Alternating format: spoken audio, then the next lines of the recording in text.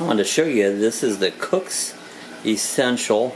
Basically it's an Insta-Pot. Sue had gotten this about 6 years ago. Really had never used it much, and they have kind of become the cool thing right now. Everybody's getting these Insta-Pots, and basically what they are, they're a pressure cooker, and they'll cook things extremely fast. Yesterday we put in a quartered chicken, frozen, and we cooked it in this for 30 minutes, being it was frozen, and it came out just falling apart from the bone.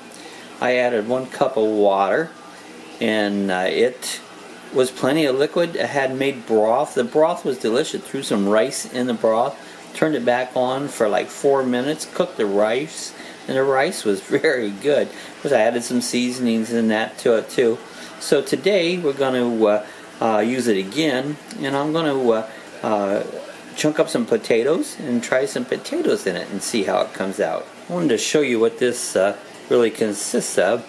Here's the pot with the lid off, and inside there is the heating element, the heating coil, and you can see it has these little little indentations there where the lid fits on. This is the actual cooking pot. I believe this one's like around 2 quarts. The pot itself, actually, it sits right down into the cooker here, and it's Teflon coated, so it makes it nice to clean up. It does have some marks on the side there for it's like 4, 5, 4/5, and it tells you the different depths of it, so if you want to use it for your recipe. This is the lid. The lid has a nice little handle on it. It has this little, if you notice, there's this little rubber seal that goes in the lid. This is what holds it tight, and you just put it on here and give it a twist, and it'll lock in place, and that'll makes it pressure tight. And then up here on top you'll see this little thing. You set it in this position here. This is airtight, and it'll cook, and after it's done you flip it over to the release, and this will let all the pressure come out, all the steam in that. You want to use either a pot holder or a spoon or something there to move it over, because it is very hot steam coming out of it. And when you set it up, here's the little settings on the front. It has a DIY, means you can set it whatever minutes you want, or the preset has one for rice, vegetable, chicken, soup, and beef. And then it also has a warm area where if you just want to keep something warm in it, you hit the warm and it'll keep whatever's in there warm until you shut that off on it. So it's really, it took me a minute or two to figure out how to work because we had no instruction book. It said Sue's had this for 6 years, and so I had to kind of figure it out on my own, and so it took me a little bit, but it's kind of as I did it, it kind of was pretty easy to figure out. Alright, here's the ingredients I'm going to use in my potatoes today. We just got regular sea salt, and this is a complete seasoning. We got this, we get Walmart, they do the online ordering, and they happen to substitute this for Italian seasoning. This stuff's really good. So it's called complete seasoning. We use some chicken broth, some minced garlic, some Fiesta blend cheese, and of course we have our potatoes, and we have our onions diced up. So I'm going to salt the potatoes here. I'm just going to salt everything before I put it in the pot. I'm going to liberally salt them up here. I'm going to add the Fiesta blend here.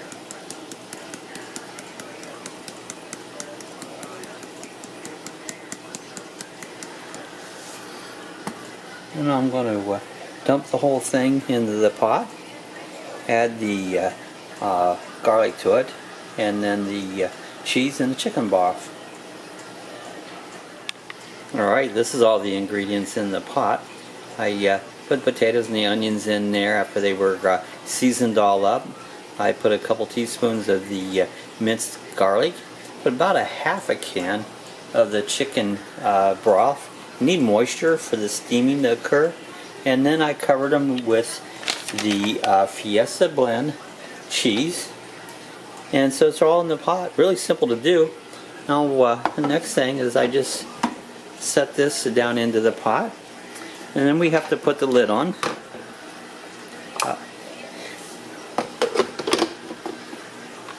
Might be a little hard to do the lid with the camera gone. We'll see if we can get it tight. There we go. Got the lid on place. And then we're going to do it for 8 minutes. So basically what I'm going to do here is hit the preset. And then I think you continue to hit it.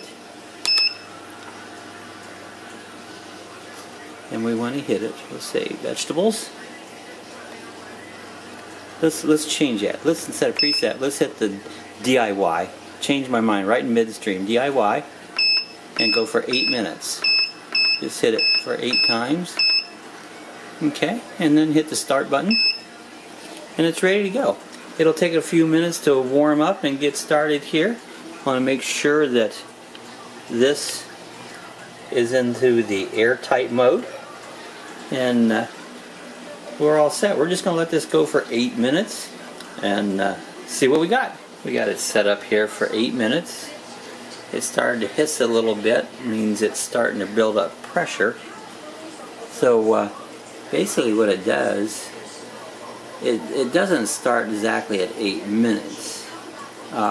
It's going to take it a little bit here to get some pressure built up. And then after it gets a certain amount of pressure built up, it'll start counting down for its 8-minute cooking time. So the 8 minutes can be a little deceptive because it's really a little longer than 8 minutes. You have to give it the time to start the countdown. So it's on 8. We'll watch it here in a minute and we'll know it's starting to work when it goes down to 7 and so forth. Okay, I just noticed a P in the red area just came on. Now I'm not sure what that P means, but I guess it probably means pressure. So that means right now it has built up pressure to start the cooking process. So the cooking time starts right about now. I'm going to say it probably took it 3 or 4 minutes to build up the pressure at this point here. I had trouble getting it to start at first there, but we're new to it. We're still trying to find some kind of a manual on it, but I'm pretty sure when the P comes on means it's got pressure now, and it'll begin its cook. As you see, we have 7 right now, so that means it's starting to cook. I can smell it. It smells very good. But yeah, we have the 7 minutes. We're going to keep the camera on here for a minute. There it is, 6. So it is counting down, so we'll get her down to 0 and see what we got. Alright, we're down to 1 minute. You know, it doesn't seem like it's a very long time to cook potatoes, 7 minutes, and have them done. Said yesterday we cooked a whole, not a whole chicken, but a quarter chicken frozen for 30 minutes, and it was fall off the bone tender done. I mean, it actually made a nice little broth out of it because of the it cooks it right down to the bone. It even takes probably the marrow out of the bone and makes a good broth. But here we are waiting down. It's going to go off here in less than a minute here. Another waiting game. Just sit here waiting on it. 1 minute's a long time when you're waiting. The chicken was great yesterday, and the broth was delicious. We'll see how these potatoes turn out. There it is. It's all done. 8 minutes. Now, what it does here, if you notice, it went on to the warm cycle. And so, right now, what we're going to do is we'll shut it off, and then we'll proceed to open it. So, to just shut it off, you just hit that button there, and so now it's off. Alright, now first thing you need to do here is after it's done, it's got pressure in here, and this little valve at the top here is a release valve. So what we're going to do here is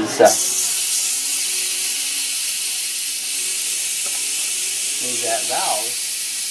You can see all the steam coming off. So what you got to do is go ahead and just let that steam roll on off.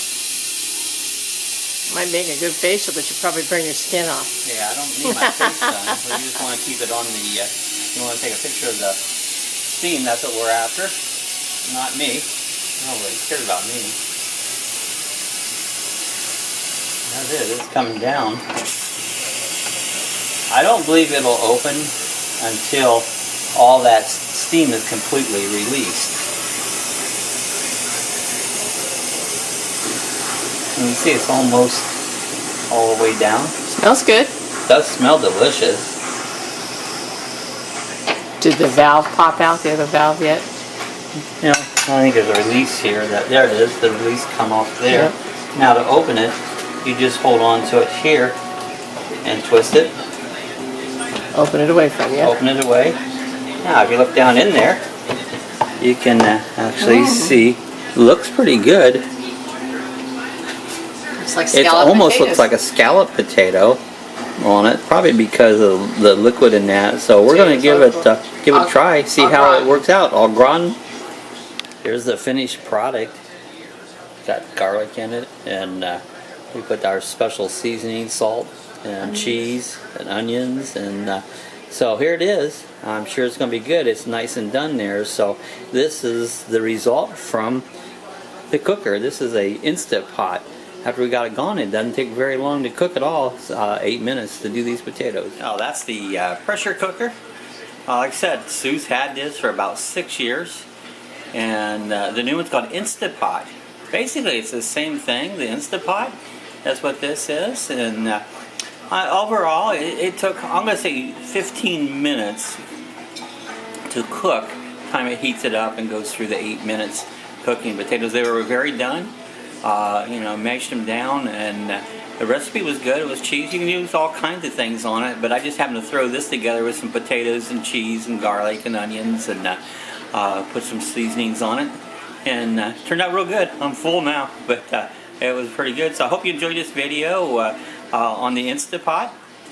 This is actually called the Cook's Essentials pressure cooker. This model was the 99770. Yeah, 99770 was this one. I don't think they make this particular model anymore. I believe Sue got on QVC on it. So if you enjoyed it, hey, give us a thumbs up. If you leave any comments below there, and if you enjoyed this cooking video, hey, give us the thumbs up and please subscribe. So we'll see you guys next time.